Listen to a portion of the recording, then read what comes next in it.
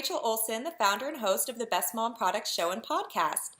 In today's expert interview, I'll be talking with Jennifer Nuckles, the Chief Marketing Officer of Plum District, a daily offer site for you and your family by moms in your community.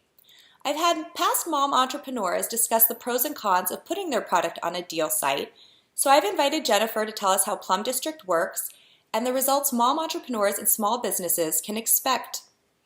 Welcome, Jennifer. It's great to have you. Thanks for having me, Rachel. Yeah, okay, so first off, let's talk family. You have 3 daughters and work full time. Can you give us some tips on how, or tell us how you manage it all? Sure. So I do have 3 girls. They're ages 4, 6, and 8. And what's really special for me is that I'm able to work at a company that's targeting moms, really speaking to who I am as a person, because I pride myself on being both a working woman as well as a mother. So it's my 2 loves coupled together. I think why it works so well for me is I'm very, very passionate about consumer marketing, and the fact that I'm able to reach a demographic and a target audience very similar to myself makes the job so much more rewarding. That's nice that you work at obviously a family-friendly company. I think that makes a big difference for working moms today. Okay, so for our audience of inspiring mom entrepreneurs and small businesses, can you explain what Plum District is and its background and tell us a little bit about what you do there as CMO? I would love to. So Plum District just celebrated our 3rd birthday. We are backed by General Catalyst, Kleiner Perkins, and Comcast Ventures, so pretty strong venture capitalists here in the Bay Area and New York. We are a media platform and e-commerce company focused on moms and families. So we really started grassroots in many different regions around the country with moms looking for local offers in their neighborhoods to share with other moms. And we've expanded now, so we have a national footprint and we have a presence in major metro areas, 60 across the US. And our brand promise is to deliver inspirations and well-loved products to moms across the United States. When I think about Plum District, and when I, first had my kids, I was on all the deal sites getting all of the deals because, it's important to save money as you start to have a family. And that's how I thought of you. But and I think that's changed over the years. Can you talk about how do you define your target market? Our target audience? Yes. So we have about a loyal following of 1 million moms. So those are people who are opening our daily email every day. We send out an email newsletter every day, which shows up in our members' inboxes. And these loyal moms, I count as the people who are visiting our site, opening our email, coming to us to hear often about what we have to say, whether it's an offer, an idea of something to do in their neighborhood, an introduction to a new company. When I think about who is this target audience, it's basically like you or me. It's someone who has young children, either working outside the home or a stay-at-home mom working in the home. Most of them are married. Their children are anywhere from expecting up to 12, so kind of in that younger age group, because once teens and tweens are that age, they start making their own decisions. So it's a little bit less important for mom to introduce them to the products and ideas in the neighborhood. So that's kind of the sweet spot. The target demographic has higher disposable income. What do you think, your mom audience is looking for when they come to Plum District? Yeah, so when Plum District started, as you mentioned, it was during 3 years ago when daily deal sites were starting. And when I think about our competitive set, I don't associate Groupon and Living Social with our competitive set. So those are much bigger than us. They're really reaching the masses. What Plum District has to offer is we're very niche targeted. So we have the ability to be in a mom's inbox every single day, get her attention, and introduce her to either products that she never knew she needed but will make her life better and easier as a mom, or introduce her to an incredible value on the products that she loves and really isn't able to secure so often at that value. Okay, great. So how does your site work then for the mom entrepreneur out there that's evaluating right now? People have, come to them saying, I think your product would be particularly well for our site.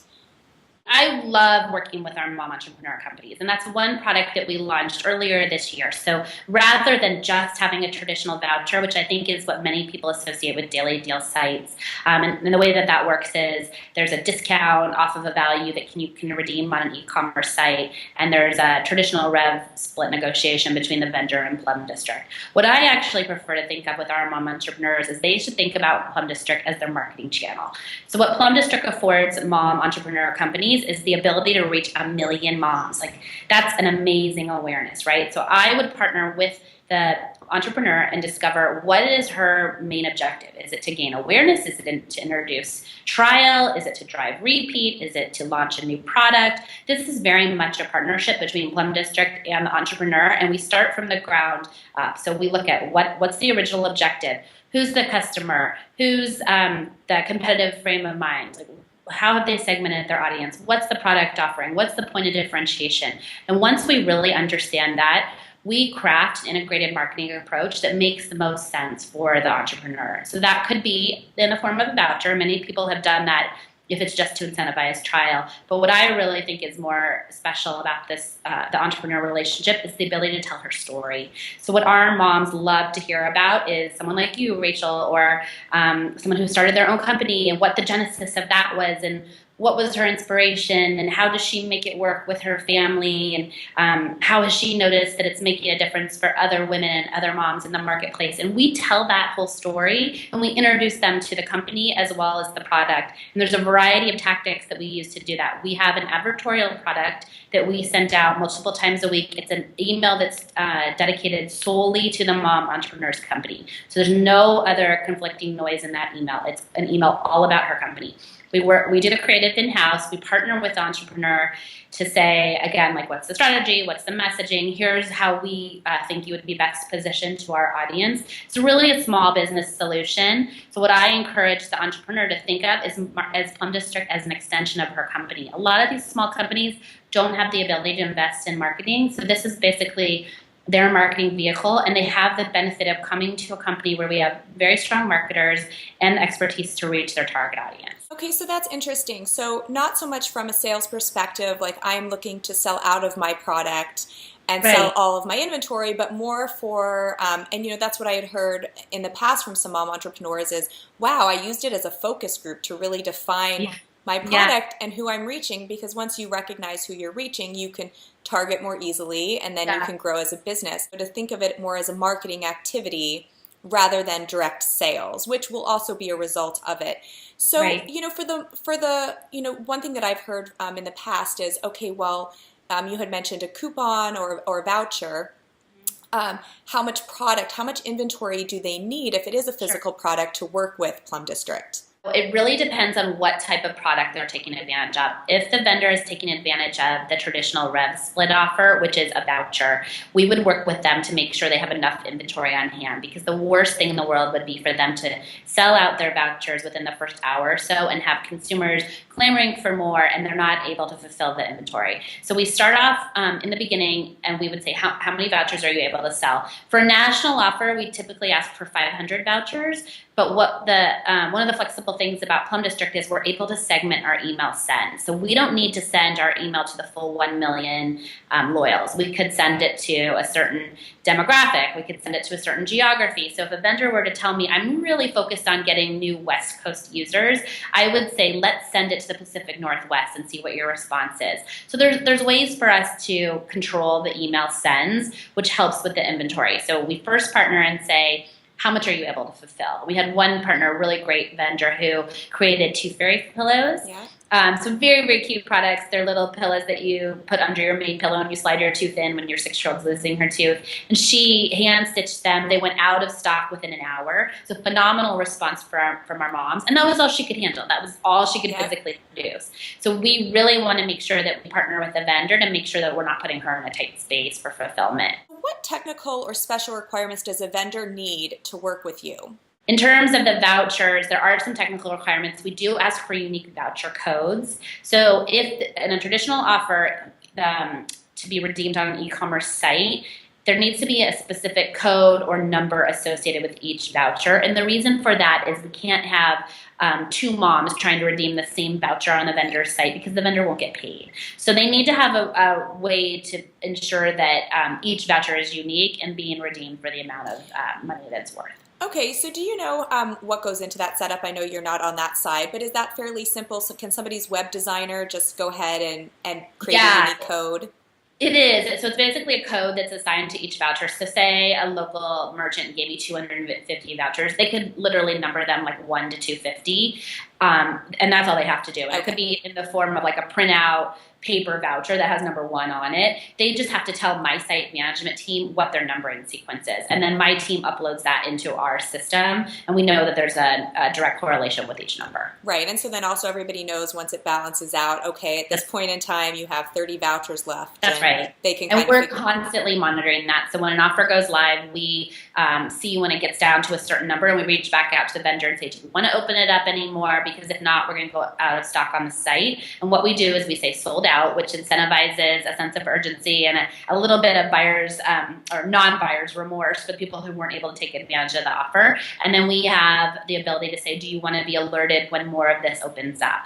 And as soon as the vendor has said, okay, now handcuffs are off, I'm able to produce more, free to open up more vouchers, we would retarget the people who had wanted to claim it and weren't able to, and say it's back by Plum, popular demand, position it the right way so that people are notified that it's back on the site. Okay, right. Okay, can you give some examples of these brands that have had success with Plum District? We range from very, very large brands, the Honest Company, Jessica Alba's company, to very, very small brands, whether it's Play Shoes, which is a new shoe line that's developing, Erin Condren, who developed a series of stickers and scrapbook materials, Frecklebox, which is an amazing company that has personalized lunch boxes and placemats and journals, things that really, really target young children. And a lot of these companies don't have the marketing wheelhouse in-house. And so they reach out to us. They take a look at our variety of tactics. I can go through those tactics with you. So we have the advertorial we talked about. Yeah. We have the daily email, which is a form of a voucher. We have display ads, Facebook. And our Facebook is not just through posts, but we also invest very heavily in paid Facebook advertising. Okay. And we use that at Plum District as an acquisition channel. But really what it does for the entrepreneur is it extends our reach from 1 million moms to 5 million moms. Because as Plum District, we're getting our word and our name out there about Plum District by extending and introducing these offers to another whole segment of women. Because we have 1 million moms, which is amazing, but there's 84 million moms in the U.S. So just the opportunity is tremendous, right? Right. We have coupons, as you mentioned, and coupons are a phenomenal way for an entrepreneur to introduce her company to our audience because it's very, very low price of entry. So basically, you can pay on a cost per click, or you can pay on an impression basis. What we do is we send out a coupon email, and it's positioned to our audience as offers that don't cost anything. And so the open rate is very, very high. The click-throughs are very high. Because essentially what it offers is the ability to put all of these coupons in a basket, and then the person can come back over time and say, oh, now it's the right time for me to redeem this, and visit the entrepreneur's site. So how do you evaluate if a vendor is successful, and how often would you invite them back? We're very, very flexible. So because everything's digital and everything's on the site, just as you mentioned before, the ability to real-time A/B test it's tremendous versus a large company that invests in traditional media and you'd have to wait several months to see the performance over time. If we're able to put something in our email up on our site, we can evaluate the click-throughs and the interest in real time and give that feedback back to the entrepreneur and let her know, positioning A works better than positioning B. Here's how you should craft your message. We'll pull down the one that wasn't performing as strongly and open up the one that was performing strongly, so she's getting more impressions and more results as she needed. So when I think about how I evaluate success, I do it twofold. I do it, number one, by the entrepreneur. So what are her objectives? What is she trying to do? Is she trying to drive traffic to her site? Is she trying to sell remnant inventory, as you mentioned? Is she trying to get new signups? We very much partner in the beginning to understand what the objective is and how we're going to clearly measure that over the life of the campaign. The second thing I look at is how our consumers respond. So our audience of 1 million moms, how do they respond to the offer or the vendor? Are they clamoring for more? The click's very high? Or is there a lot of feedback through social media? Do they opt in to be alerted when this vendor's coming back to the site?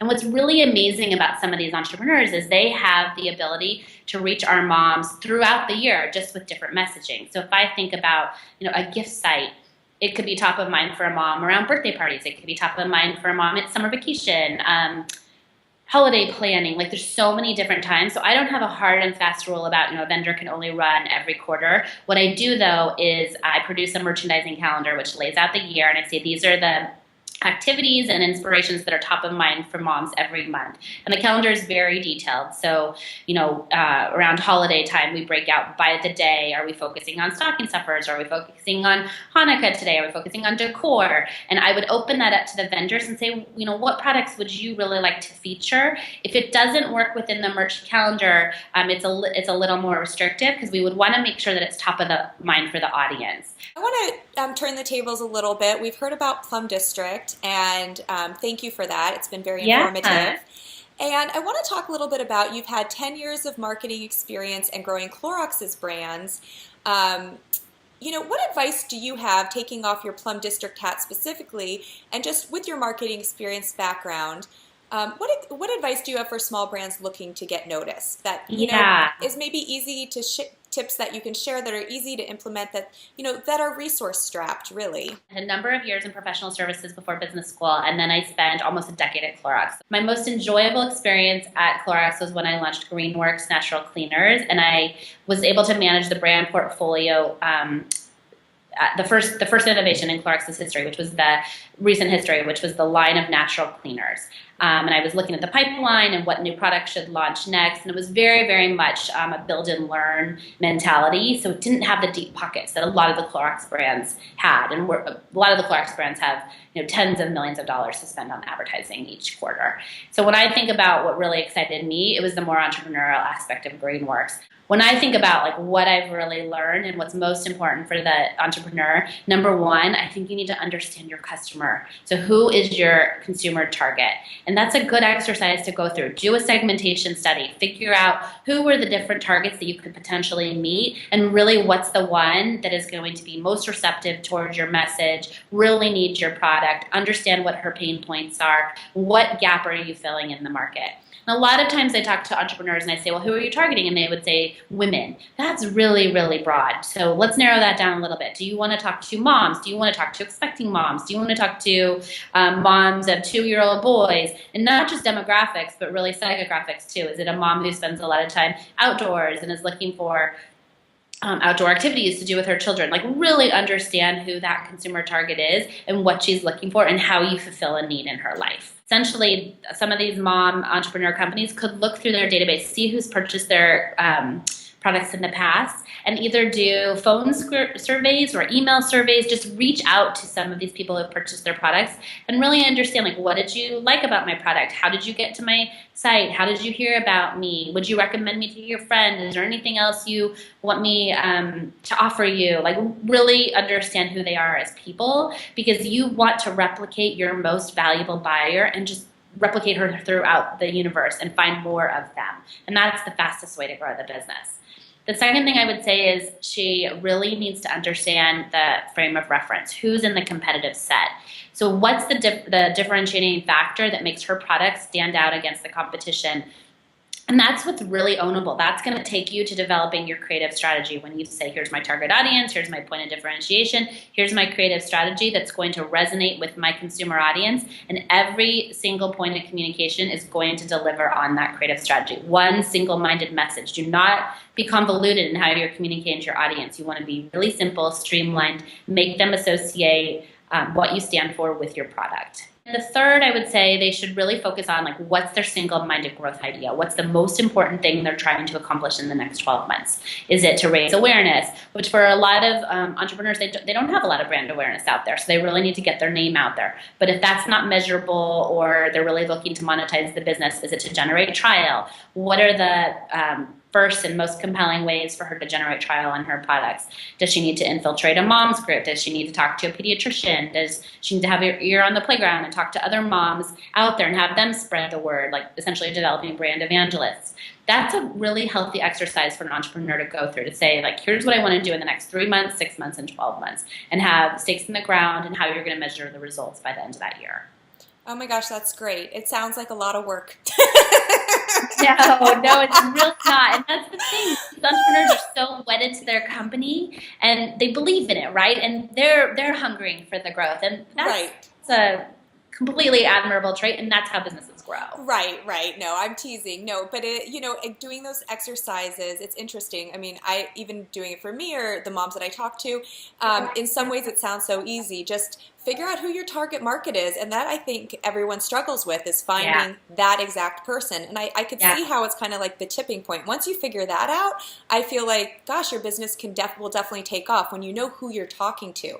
That's but right. Until you know who you're talking to, you're trying out different things, and you're also worried. I think you're trying different messages, and some are working for some people and not for others, right. and you don't want to lose them. So it's hard to try to be a jack of all trades or sending out so many different messages. Jack of all trades, master of none. Yeah. It's hard for my personal specialty. No. Just kidding. But thank you so much for being here, Jennifer. This was incredibly valuable. I loved it talking with you, and appreciate it. And so we'll have this up as an iTunes podcast and on our website. And thanks for being here. If you enjoyed what you heard today, I'd be truly grateful of a positive iTunes review in the iTunes store. It's the Best Mom Products Show. We've recently been named New and Noteworthy, which is a very coveted position in iTunes, and would love to get the word out to other moms that listen to podcasts. For more information and show notes, you can go to our website at www.bestmomproducts.com and check it out. Thank you.